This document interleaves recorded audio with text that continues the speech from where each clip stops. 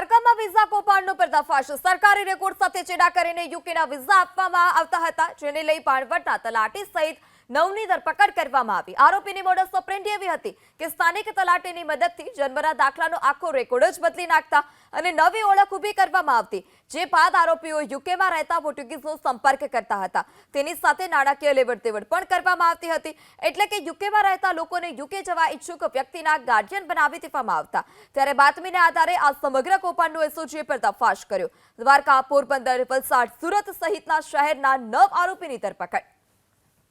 દમણ, દીવ, ગોવા અહીંયાના ઘણા લોકો અત્યારે યુકેમાં સેટલ થઈ ગયા છે અને એના પાસે પોર્ચુગીઝ જે નાગરિકતા અને પાસપોર્ટ છે।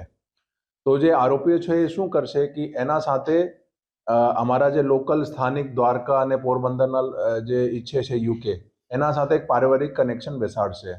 ધારો કે પાસપોર્ટ કોઈ પોર્તુગાલીઝ કપલ જે છે યુકેમાં હોય તો એવી રીતે બતાવશે કે અહીંયાના જે સ્થાનિક છે એના એ દીકરા દીકરી છે।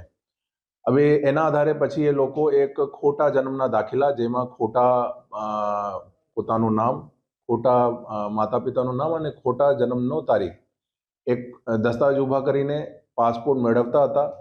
એનાથી પછી એને ઝડપથી યુકેના વિઝા મળી જતો હતો અને અહીંયાની નાગરિકતાની પણ પ્રોસેસ જે છે એની સરળ થઈ જતી હતી। એટલા માટે બધું કૌભાંડ ચાલતું હતું।